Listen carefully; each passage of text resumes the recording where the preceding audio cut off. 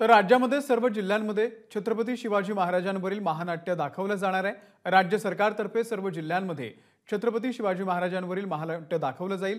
त्या जिल्ह्यातल्या नामवंत मंडळींना यामध्ये आमंत्रित केलं जाणार आहे। आणि या संदर्भामध्ये अधिक अपडेट देण्यासाठी आपले प्रतिनिधी राहुल कुलकर्णी सध्या आपल्या सोबत आहेत। राहुल, काही जण याच्याकडे राजकारण म्हणून सुद्धा बघतील, परंतु राज्य सरकारनं असं न करता छत्रपती शिवाजी महाराज यांच्या 350व्या राज्याभिषेक वर्षानिमित्त दिनांक 2 जून 2023 ते 6 जून 2024 या काळात वेगवेगळे कार्यक्रम आयोजित केलेत आणि अमोल जवळपास 40 कोटी रुपये खर्चून राज्यातल्या 36 जिल्ह्यामध्ये सलग 3 दिवस प्रत्येक जिल्ह्यामध्ये छत्रपती शिवाजी महाराजांचे विचार आणि त्यांचं कार्य लोकांपर्यंत पोहोचावं म्हणून महानाट्याचं आयोजन करण्यात आलेलं आहे। आणि त्यासाठी एक जिल्हा स्तरावरती एक समिती असेल, त्या समितीचे अध्यक्ष हे जिल्हाधिकारी असतील।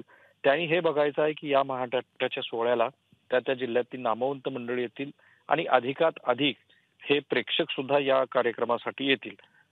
हे महानाट्य कोणतं असेल हे मात्र सरकारनं जाहीर केलेलं नाहीये आणि जून 2024च्या आतच प्रत्येक जिल्ह्यामध्ये हे महानाट्य होईल।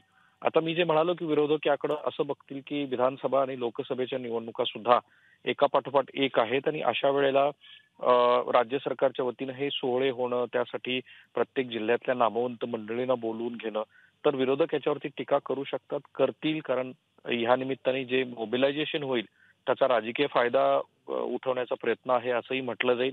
परंतु छत्रपती शिवाजी महाराजांचे विचार लोकांपर्यंत पोहोचावे यासाठी केलेला हा राज्य सरकारचा आजवरचा मला वाटतं सर्वात मोठा असा हा प्रयत्न आहे। राहुल, धन्यवाद दिलेल्या या संपूर्ण माहितीबद्दल। एबीपी माझा, उघडा डोळे बघा नीट।